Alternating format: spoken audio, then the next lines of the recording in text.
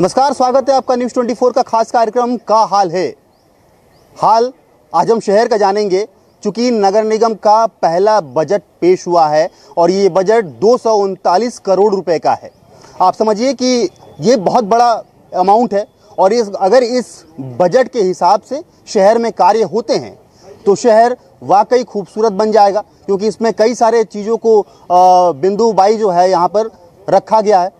तालाब का सौंदर्यीकरण हो या फिर शहर की सौंदर्यीकरण या फिर जो है रोडों का चौड़ीकरण हो, चाहे शौचालय हो, ये सभी को इसमें शामिल किया गया है। लेकिन क्या इस बजट से जनता खुश है?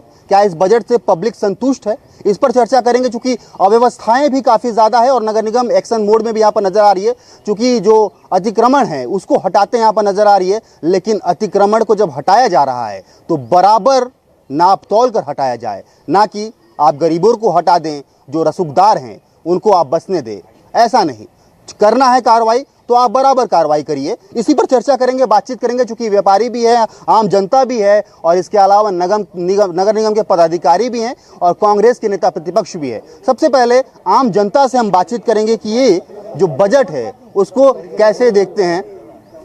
दादा, बजट को आप कैसे देखते हैं? जो 239 करोड़ का बजट पेश हुआ है, क्या लग रहा है कि अमाउंट तो काफ़ी ज़्यादा नज़र आ रहा है, नंबर काफ़ी बड़े हैं, क्या उस नंबर के हिसाब से 2025-26 का विकास हो पाएगा? क्योंकि जिस तरीके से बिंदु बाई बिंदु यहाँ पर रखा गया है, तालाब के सौंदर्यीकरण से लेकर रोड का चौड़ीकरण, इन दिनों नगर निगम काफ़ी ज़्यादा अतिक्रमण के ऊपर कार्रवाई कर रही है, तो क्या लग रहा है ये बजट से संतुष्ट हैं आप? बजट का अमाउंट रखना और बजट एक्चुअल प्रैक्टिकल काम करना बहुत डिफरेंस होता है। मैं चाहता हूँ जितना बजट है उतना क्या खर्चा हो पाएगा। अरे नहीं खर्चा हो पाएगा तो ऐसा बजट रखने कोई मतलब नहीं है। फिर अच्छी है बजट, बहुत बड़ा अमाउंट है बजट का। अगर मैं तो नगर पालिका के संबंध में इतना आइडिया नहीं है, नगर पालिका के संबंध में इन लोग ज़्यादा नगर पालिका जो है स्थायी है। आम जनता के हिसाब से आप शहर में क्या देख रहे हैं? काम तो नहीं हो रहा है पहले के हिसाब से जो है काम। अभी जिस तरीके से पहला नगर निगम भाजपा की सरकार 9 साल के बाद आई, जो बजट लाया गया है, ट्रिपल इंजन की सरकार मान सकते हैं, क्योंकि जगदलपुर में भी भाजपा की सरकार है, राज्य में भी है, केंद्र में भी है। काम हो जाए तो अच्छी है। अगर काम अच्छा हो जाए तो सबको अच्छा, सबके लिए अच्छा है। अतिक्रमण को कैसे देख रहे हैं आप? लगातार कार्रवाई हो रहा है। नहीं, अतिक्रमण का देखिए, अभी आम प्लेस रोड में जो है कुछ दिन पहले जो स्थायी दुकानदार है, वही बात कर रहे हैं, स्थायी दुकानदार को अंदर सामान अंदर कर, स्थायी दुकान में अंदर कर रखा है, मगर जो हटाया है दूसरा दिन वो दुकान फिर लगा दिया। उसके ऊपर कार्रवाई नहीं हुआ है, 15 दिन हो गया कार्रवाई नहीं हुआ है। तो मतलब क्या दिया हटाने से? मतलब भेदभाव की स्थिति नजर आ रही है। भेदभाव का स्थिति नजर आए। आप प्रूफ देखना है तो आप अपना चौक में चला जाइए, वहाँ पर अभी भी रोड के ऊपर परमानेंट शेड बना हुआ है, टीना का शेड बना हुआ है। कम से कम रोड में अच्छा उसका गेट खोल देने से रोड के ऊपर गेट चला जाता है। और वो अक्सर क्या करता है, ग्राहक के लिए, जिस ग्राहक दूसरा दुकान नहीं जाए वो अपने रोड गेट को खोल देते हैं। भाई ऑलरेडी 5-7 फीट नाली के ऊपर बनाए हैं, रोड में बनाए हैं, परमानेंट गेट मैंने लोहा का शेड बनाया है, उसका बाद वो गेट खोलने से 5 फीट आगे चला जा रहा है। और एक दिन तो हटा है, दूसरा दिन दुकान नहीं लगा है, तीसरा दिन दुकान लगा दिए, तो मतलब क्या दिया? और हफ्ता में हमारा चाहिए, अगर कार्रवाई करना है नगर पालिका हर हफ्ता में एक कार्रवाई करे और हर हफ्ता कार्रवाई करे तो वो जाके सुधरेगा, नहीं से यहाँ का पब्लिक सुधारने वाला नहीं है। बिल्कुल बिल्कुल ठीक है। देखिए, आप आम आदमी को ही ज़्यादा तकलीफ होती है। नेता और नेता प्रतिपक्ष जो होते हैं वे तो व्यवस्था को काफ़ी खूबसूरत बताते हैं, काफ़ी अच्छे से पेश करते हैं, लेकिन जनता का रिव्यू सबसे पहले आना चाहिए। उसके बाद से हम बातचीत करेंगे, पूछेंगे आपको क्या लग रहा है कि ये बजट जो पेश किया गया है, बजट के नंबर तो काफ़ी बड़े हैं, लेकिन क्या लगता है इस शहर में वाकई अगर वो धरातल पर उतारा जाए तो क्या वो खूबसूरत बन पाएगा, या फिर इस बजट से आप संतुष्ट नहीं है क्योंकि काफ़ी सारी चीज़ें शहर में नज़र आती हैं? देखिए, बजट के नंबर की बात है ना, तो मैं सबसे पहले बोलूँगा कि नंबर अचानक नहीं बढ़ता है। ये जो जितना बजट है ये वर्षों से चल रहा है और जैसे जैसे शहर की आवश्यकताएं और आय और व्यय बढ़ते हैं तो थोड़ा बहुत उसमें बड़ा होगा। तो हम लोग इसको इस तरह से नहीं बताएं कि अचानक 4 गुना 5 गुना बजट हो गया। बजट जिस स्वरूप में आता जा रहा है उसी स्वरूप में थोड़ा सा बढ़ा है। और जहाँ तक इस बजट की बात है तो इसमें जो कुछ नए प्रावधान उन्होंने किए हैं वो स्वागत योग्य है। सबसे पहले जगदलपुर में जो पेयजल की जो समस्या है और उसके लिए बैराज निर्माण का जो एक बजट रखा है तो निश्चित रूप से स्वागत योग्य है। और बैराज का अगर निर्माण हो जाता है तो आने वाले कई वर्षों तक हमारी जो पेयजल की समस्या है उसका समाधान होगा। दूसरा, तालाबों के सौंदर्यीकरण पर भी जो बजट रखा है वो भी स्वागत योग्य है। दलपत सागर के लिए जगदलपुर की पूरी जनता वर्षों से मांग कर रही है और प्रयास भी कर रही है कि हमारा दलपत सागर सुधर जाए। तो ये सब जो प्रयास जो किए गए हैं और बजट में जो विशेष प्रावधान रखा गया है उसका सभी लोग स्वागत कर रहे हैं और खासकर हम पर्यावरण प्रेमी जो लोग हैं वो लोग निश्चित रूप से इस बजट से बहुत खुश हैं। इंद्रावती को शामिल किया गया है, उसमें पानी भी आ गया, लंबी लड़ाई लड़ी गई, लेकिन बैराज को लेकर लगातार अभी भी चर्चा चल रही है। प्रस्ताव भी हो गया, पारित भी हुआ, लेकिन अब तक काम शुरू नहीं हुए हैं, होने वाले हैं ये कहा जा रहा है। चलिए ठीक है, लेकिन स्थायी समाधान इंद्रावती नदी को लेकर आप लंबे समय से पदयात्रा भी किए, लगातार लगे रहे पर्यावरण बचाओ समिति को लेकर, लेकिन क्या लग रहा है स्थायी समाधान इंद्रावती नदी को लेकर? देखिए, इंद्रावती के लिए दो तरफा लड़ाई है और दो तरफा कार्रवाई है। एक जो कार्रवाई होगी वो उड़ीसा के साथ होगी, जो कि छत्तीसगढ़ शासन स्तर पर होगी, और जो दूसरी होगी वो हमारे बस्तर के अंदर होगी, जो कि यहाँ का जिला प्रशासन, शासन प्रशासन और संबंधित विभाग है वो लोग करेंगे। तो ये बहुत बड़ा एक इसके लिए प्लान बनाना पड़ेगा और निश्चित रूप से मैं ये कहूँगा कि हम लोग भी 6 सालों से इसके साथ लगे हैं, पूरी जनता लगी हुई है, मगर इस पर कोई प्रगति हुई नहीं है। जिस प्रकार की अभी घोषणा की गई है उससे हम जरूर आशान्वित हैं कि आने वाले समय में इसका कुछ समाधान हो पाएगा। देखिए, घोषणाएं तो काफ़ी की गई, कांग्रेस शासन काल था उस वक्त भी इंद्रावती प्राधिकरण का गठन हुआ, लेकिन वो सिर्फ गठन ही रह गया, उस पर कोई काम नहीं हो पाए। बीते दिनों जो इंद्रावती नदी को लेकर पदयात्रा दीपक बैज जो प्रदेश अध्यक्ष है उनके नेतृत्व में किया जा रहा, वहां पर भी मैंने सवाल पूछा था कि कांग्रेस के शासनकाल में भी आपने जो है इंद्रावती प्राधिकरण का गठन किया, लेकिन उस पर कोई काम नहीं किए। तो उन्होंने आरोप लगा दिया सीधे, भाजपा की सरकार बनी लेकिन इंद्रावती नदी का प्राधिकरण का गठन नहीं हुआ, यानी उसे भंग कर दिया गया है। खैर, इंद्रावती नदी को लेकर तो न्यूज़ 24 काफ़ी लंबा सफ़र दिखाया है और क्या कुछ विवाद रहा वो सब दिखाया है। आज नगर निगम पर बातचीत करेंगे तो उसको आम जनता से बातचीत करते हैं। आप भी प्रभावित थे क्या अतिक्रमण को लेकर? आपकी भी दुकानें थी? अतिक्रमण में देखिए, सबसे ज़्यादा बाहर निकालने वाले दुकानदार हम ही 5 लोग थे पैलेस रोड में। हमने सरकार को संपूर्ण सहयोग दिया, नगर निगम से, प्रशासन से, पुलिस प्रशासन से, सब ने हमको सहयोग मांगा, हमने उनको पूर्ण सहयोग दिया। लेकिन हमने जो भी अधिकारी वहाँ पे आए थे उन अधिकारियों को एक ही बात बोला कि हम कल से नाली के ऊपर नहीं लगाएंगे, लेकिन क्या आप सभी को ये कर सकोगे? सभी के ऊपर समानता से कार्रवाई हो पाएगी? बराबर कार्रवाई हो पाएगी? या कोई पिछली सरकार या अगली सरकार का कोई सरकारी दामाद हो या ससुर जी हो तो हम उनको फूल माला पहनाएंगे और स्वागत करेंगे उनका। कोई रसूखदार हो या रसूखदार कोई बड़े हो, करोड़पति जिनके जनरेटर भी नालियों के ऊपर आज लगे हुए हैं, स्थापित किए हुए हैं, बड़ी बड़ी होटलों के जनरेटर से लेकर सब नाली पे लगे हुए हैं, उनके ऊपर कोई कार्रवाई नहीं हो रही है। हम हर बार फंस जाते हैं। आज भी जाके देख लीजिए, कोई पूरा शहर का वीडियो मैं बना के दे दूं आपको कि कहाँ कहाँ पे क्या क्या हुआ है। मतलब डंडे गरीबों पर ही चल रहा है? गरीबों पे नहीं चल रहा है, सब पे चलना चाहिए। कार्रवाई एक तरफा हो, एक तरफा हो, क्योंकि अतिक्रमण करने वाला गरीब है ये हम मान रहे हैं, लेकिन समानता बराबर होनी चाहिए शहर में। शहर के हिसाब से हर जगह पे कार्रवाई होनी चाहिए। उनको उचित जगह दे दो, गरीब है तो उनको जगह दिया जाए, व्यवस्थित किया जाए। आज मैं संजय बाजार में एक बड़ झाड़ के लिए लड़ रहा हूँ। शंकर मंदिर वहाँ पे स्थापित है, वहाँ पे कुछ दूसरे लोगों के द्वारा उसको कब्जा किया गया था, वहाँ पे मटन बिरयानी भी खाया जा रहा था उसके ऊपर। आज हमने उसको व्यवस्थित किया है, अभी अपूर्ण है, धीरे से 15-1 दिन में वो पूर्ण हो जाएगा। और महापौर जी से हमने निवेदन किया है कि वहाँ से व्यवस्थित लोगों को वहाँ पे लगाया जाए। कई रसूखदार वहाँ पे 16 ठेला हमने महापौर जी को भी गिनवाया, आयुष साहब को भी गिनवाया है कि एक ही व्यक्ति 16 ठेला लगा रहा है ना, और एक व्यक्ति के पास 4-4, 5-5 दुकानें हैं, और दुकान के सामने जिसको रख रहे हैं, कोई ठेला रखा है तो उसको 5,000, 10,000 किराया ले रहे हैं। तो नगर निगम ले रही है उस दुकान का 3,000 रुपये किराया, और वहाँ पे ठेले वाले को बैठा देता है दुकानदार, उससे 6,000 किराया वसूल कर रहा है। ये हकीकत बात है। और नीचे स्तर पे, अंदरूनी स्तर पे आप जांच करेंगे तो 100% फाइनल बात है कि वहाँ पे लोगों से ज़बरदस्ती किराया लिया जाता है और दबाव बनाया जाता है। देखिए, ये चीज़ व्यवस्थित करने का जो बात है, ये भाजपा शासनकाल में प्राइम लोकेशन पर 2 बिल्डिंग बनाई गई।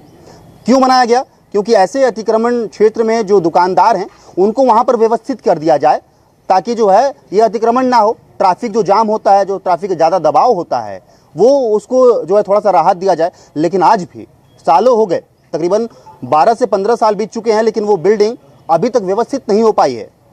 दीनदयाल उपाध्याय के नाम से बनी बिल्डिंग आज पूरी तरीके से बीमारी का एक जंक्शन बना हुआ है। क्यों बना हुआ है? क्योंकि पूरी तरीके से वहाँ पर चमगादड़ हैं, और चमगादड़ इतने साल से अपना डेरा जमा रखे हैं कि उनके जो बदबू से आसपास के पूरे इलाके के लोग काफ़ी ज़्यादा प्रभावित हो चुके हैं।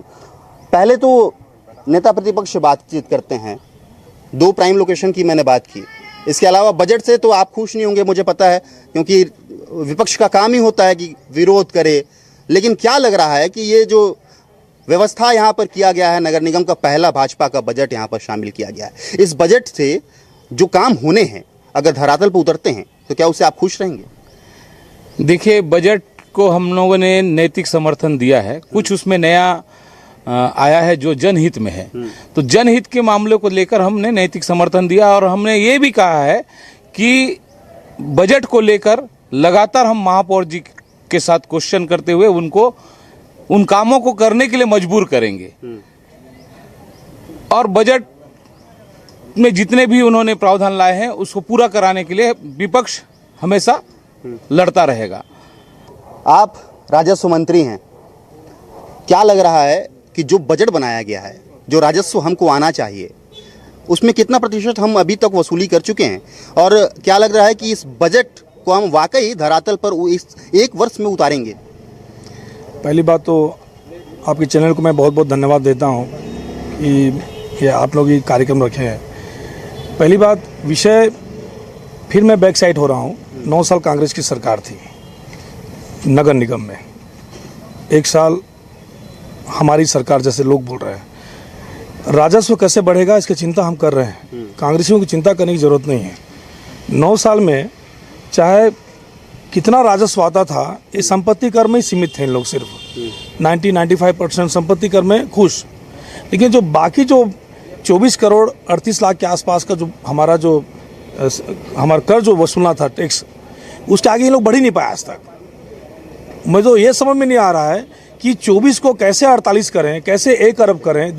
मैंने ये नहीं सोचे वो 24 में लटके रहे, इसलिए लटके रहे कुछ तो घालमेल होगा अंदर अंदर।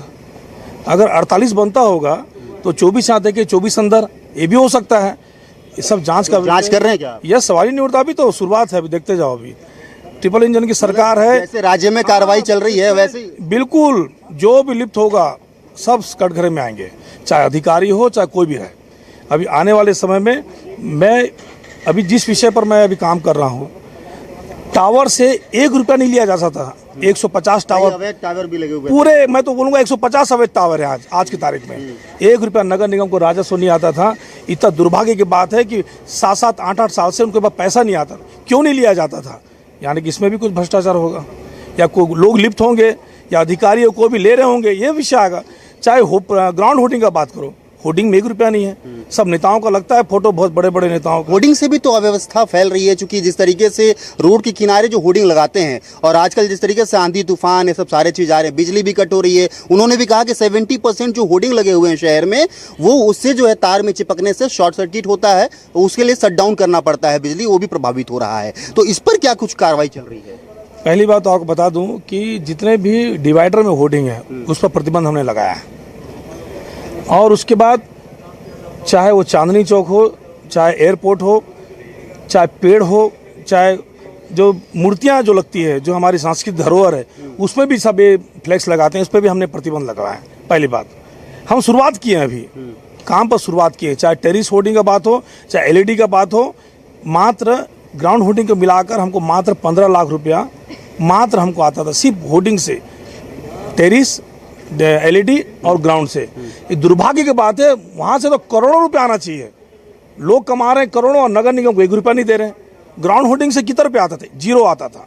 इसको कौन वसूलेगा? ये सब चिंता नहीं करेंगे, चिंता कर रहे हैं रोड और नाली का बस। अच्छा, मैं एक और सवाल पूछना चाहूँगा आपका। जो 2 प्राइम लोकेशन में बिल्डिंग बनाई गई थी कि अव्यवस्थाओं को सुधारा जाए, जो अव्यवस्थित तरीके से दुकान लगे हैं वहाँ पर शिफ्ट किया जाए। लेकिन इतने साल बीत चुके हैं, भाजपा की सरकार वापस आ गई है, लेकिन आज जो है बीमारी का जंक्शन पंडित दीनदयाल उपाध्याय की जो बिल्डिंग है वो बनी हुई है। क्या आपने जाके देखा है वहाँ? मैं पहली बात आपको बोलना चाहता हूँ, ट्रिपल इंजन की सरकार है, किरण देव जी की सरकार है, विष्णुदेव साय जी की सरकार है और संजय पांडे जी की सरकार है। 9 साल कांग्रेसी जितने कांग्रेस के लोग थे, जो हमारी जो किरण देव जी जब महापौर जी थे, उनकी पूरी योजनाओं को उन्होंने ठप कर दिया था। कहीं संज्ञान नहीं लिया, चाहे स्विमिंग पूल का बात करूं, चाहे गंगा मुंडा तालाब का बात करूं, बहुत सारी योजनाएं उनको उन्होंने ध्यान तक नहीं दिया। ये अपने ध्यान में लगे हुए थे। वो तो आपको पता लग रहा है, कोई जेल में है, कोई बेल में है, ये तो आपको सब समझ में आ रहा है आपको। लेकिन ये आपसे निवेदन नहीं करूंगा, आने वाले समय में हमने बनाया संवारेंगे निश्चित रूप से। जितनी भी योजनाएं हमने लागू किया था, जितने बंद पड़ी, ये सब योजनाओं को हम लागू करेंगे। और जो आप जिस बिल्डिंग का बात कर रहे हो, 1 महीना 2 महीने रुक जाइए, आपको वो भी दिख जाएगा। चलिए वो भी देखेंगे हम कि क्या वो उसको संवारा जाता है या नहीं संवारा जाता। अतिक्रमण को लेकर काफ़ी ज़्यादा जो है विवाद की स्थिति नजर आती है। शहर को जो है, हमारे शहर को गलियों का चौराहा, गलियों का शहर कहा जाता है। बावजूद अगर आप देखेंगे तो आप रोड से अतिक्रमण तो हटा रहे हैं, लेकिन कई ऐसी बिल्डिंग बन चुके हैं रोड में जो गली पूरी तरीके से बंद हो चुका है। क्या उसकी भी जाँच हो रही है? सबसे पहले तो मैं न्यूज़ 24 को धन्यवाद देता हूं कि एक बहुत अच्छा कार्यक्रम, चूँकि हमारा नगर निगम का बजट अभी 5 दिन पहले ही बजट पारित हुआ है और सर्वसम्मति से बजट पारित हुआ है। यहाँ आप आधे घंटे के इस कार्यक्रम में आपने सबसे पहले यहाँ के सम्मानीय व्यापारियों से, जो कि शहर की हमारे अर्थव्यवस्था के आधार स्तंभ हैं, इनसे आपने बात पूछा। बात यहाँ पे आई कि शहर में जो अभी फुटपाथों से और नाली के ऊपर से अतिक्रमण मुक्त करने की बात हो रही है, तो जब अतिक्रमण मुक्त 2 तरह से हो रहा है। एक तो व्यापारी अपने जो व्यापार के लिए नाली और नाली से ऊपर सड़क में आकर अपने व्यापार को बढ़ाए हुए थे, उनसे निवेदन किया जा रहा है और व्यापारी भी सहयोग कर रहे हैं। दूसरा, जो फुटपाथ में अतिक्रमण किए हुए थे, उनको हटाकर उन्हें व्यवस्थित करने की बात की जा रही है। मैं नेता प्रतिपक्ष नगर निगम के राजेश चौधरी जी खड़े हैं, मैं उनका वक्तव्य सुन रहा था। मैं धन्यवाद इनको देना चाहता हूं कि ये भी चाहते हैं कि शहर सुंदर और व्यवस्थित हो, जैसा हमारा शहर का पहचान है। लेकिन जब अतिक्रमण हटाया जा रहा था तो इन्हीं के नेता, इन्हीं के पूर्व विधायक, सब उन अतिक्रमणकारियों को लेकर नगर निगम में आके धरना देकर बैठ गए। देखिए, दोनों चीज़ें एक साथ नहीं होगी। आप शहर को व्यवस्थित करना चाहते हैं, शहर को सुव्यवस्थित बनाना चाहते हैं, आवागमन जो बाधित होता है, रोज़ एक्सीडेंटें होती हैं, सफाई व्यवस्था नहीं हो पाती, सामने बरसात है, नालों का सफाई नहीं हो पाएगा। यदि आप सहयोग मीडिया में आकर बात करना सहयोग की और धरातल में विरोध करना, ये दोनों एक साथ नहीं होगा। ये चूँकि माननीय विधायक हमारे किरण देव जी हैं, माननीय महापौर संजय पांडे जी हैं, दोनों इस शहर के लिए, चूँकि महापौर किरण देव भी रह चुकी है और संजय पांडे लंबे समय से वो पक्ष में और विपक्ष की भूमिका निभाए हैं, तो इस शहर की ज़रूरतों को बहुत अच्छे से वो समझते हैं। उनके नेतृत्व में हम सब मिलकर इस शहर को बहुत ही सुंदर, व्यवस्थित और बनाने का प्रयास करेंगे। हमारे बजट में जो प्रावधान है, ये हम कोशिश करेंगे कि बजट के प्रावधान को हम बहुत कुछ उसके प्रावधान के आसपास धरातल में उसके उतारा जाए। और ये मैं बताना चाहूँगा कि हमारी जो पहली MIC हुई थी, पहली MIC में ही हमने शहर विकास के लिए 50 करोड़ के विभिन्न योजनाओं को पास करके शासन को भेजा है और हमें पूरा उम्मीद है कि बहुत जल्द उसकी स्वीकृति मिलेगी। पहले ही MIC में हमारे 50 करोड़ के कार्य को, इस शहर की ज़रूरतों को पूरा करने के लिए एक सवाल का जवाब नहीं दिया आपने। अतिक्रमण को लेकर पहले ही मैंने कहा कि सिर्फ क्या वो गरीब के ऊपर ही अतिक्रमण को लेकर कार्रवाई की जाएगी या उन रसूखदारों के ऊपर भी किया जाएगा जो सड़क के ऊपर बिल्डिंग बना दी हैं और वो गलियां बंद हो चुकी हैं? अभी सामान्य सभा में हमारे सम्मानित नेता प्रतिपक्ष और पार्षद जी विपक्ष के भी हैं, सामान्य सभा में भी ये विषय आया। अब तक होता ये था कि जब कोई भी कंस्ट्रक्शन होता था, नगर निगम किसी को परमिशन देती थी, परमिशन देने के बाद निगम भी भूल जाती थी। वो परमिशन जो बिल्डिंग परमिशन लेते थे, बिल्डिंग परमिशन में ही बहुत सारे शासन के गाइडलाइन लिखे होते थे। जैसे उनको 500 स्क्वायर फीट से ऊपर बना रहा है तो 1 पौधा लगाना है, उनको यदि भवन पूरी हो गई है 1000 स्क्वायर फीट से ऊपर है तो 2 पौधे लगाने हैं। भवन पूरी होने के बाद उनको जब NOC लेना होता था, पहले NOC भवन के मापदंड के अनुरूप बना है नहीं बना इसे नहीं देखा जाता था, उन्हें नल बिजली पानी का NOC मिल जाता था। अब जो हमारे शहर में जो संबंधित वार्डों में इंजीनियर जो हमारे नियुक्त हैं, उनको वो सूची दी जा रही है। यदि कोई भी भवन अनुज्ञा धारक है और हमारा संबंधित इंजीनियर इस समय समय पर उसको मार्किंग करेगा, चेक करेगा कि वो एज पर रूल काम हो रहा है कि नहीं, पौधा लगा रहा है कि नहीं, रेन हार्वेस्टिंग कर रहा है कि नहीं, पार्किंग के लिए उसने पास किया, पार्किंग के लिए जगह छोड़ रहा है कि नहीं।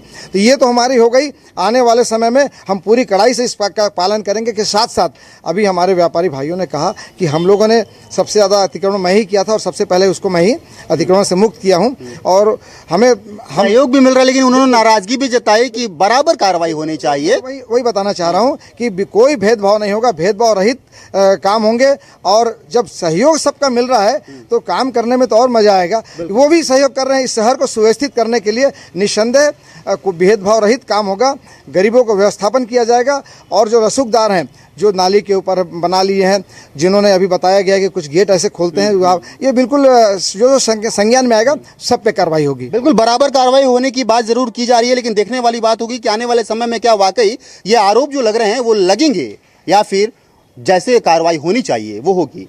महिला हैं, विपक्ष में भी हैं आप। बजट से तो मैंने उस दिन देख लिया सामान्य सभा में की स्थिति क्या थी, उस पर चर्चा हुआ।